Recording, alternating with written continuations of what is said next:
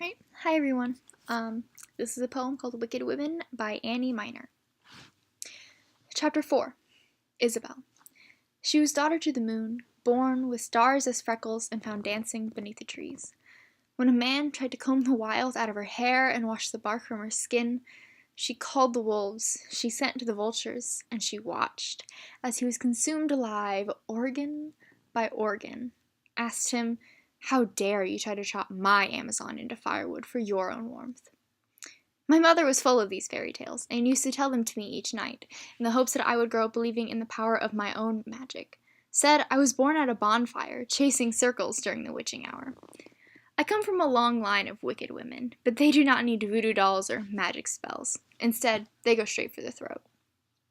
Isabel was my great-grandmother who fed her husband ground glass instead of sugar and watched him die because she was sick of the way that bourbon made him mistake her for prey.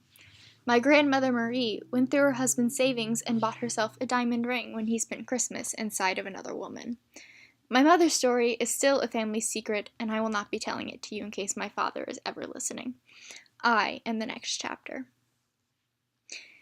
And yet, I still accepted the boy's fists as if each were a rose and I were a garden in need of some color.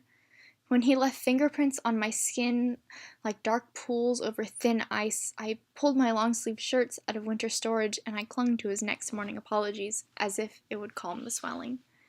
When he told me of all the places he would hide my body, I drew my diary into a treasure map and I weighted an X in dotted red lines. And when he broke into my house, I spoke softly, as if to not trespass on his temper, afraid that one more rose would tip the bouquet and spill it across my face, afraid that no one would find my bones until the winter snow melted to spring.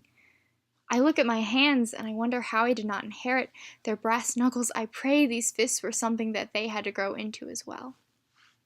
But I still believe in magic. I hear whispers summoning the southern winds. The wicked women are telling me that hurricanes are named after humans for a reason. I'm not making pacts with the devil. I'm learning to fight back.